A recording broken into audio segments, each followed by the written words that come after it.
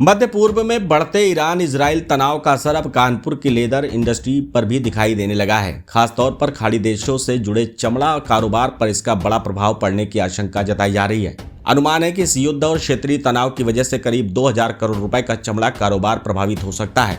Council के regional chairman Asad कमाल इराकी ने बताया कि ईरान पर हुए हमले और उसके बाद क्षेत्र में बढ़े तनाव का सीधा असर लेदर इंडस्ट्री पर पड़ रहा है। कई देशों में हमलों और सुरक्षा के हालात के कारण एयर ट्रांसपोर्ट प्रभावित हो गया है।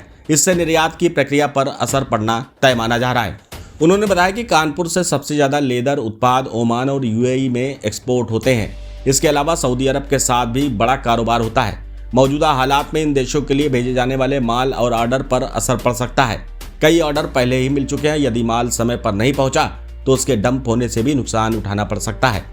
इराकी ने कहा कि ईरान के साथ भी कारोबार होता रहा है, लेकिन पिछले कई महीनों से वहां भुगतान फंसा होने के कारण अब व्यापार काफी कम हो गया है। उन्होंने बताया कि अप्रैल 2025 से ही लेदर इंडस्ट्री पर अमेरिका के टैरिफ के कारण संकट बढ़ गया था। 25% से 50% तक टैरिफ बढ़ने की आशंका ने इंडस्ट्री की तैयारियों को प्रभावित किया, जिसका असर 2025 के क्रिसमस सीजन पर भी पड़ा। अब यूक्रेन युद्ध, टैरिफ का दबाव और ईरान इजराइल के बीच बढ़ता तनाव मिलकर लेदर कारोबार पर असर डाल रहे हैं। इराकी के मुताबिक इस स्थिति में माल की इंश्योरेंस कॉस्ट बढ़ने की पूरी संभावना है, जिससे उद्योग की लागत और बढ़ सकती है।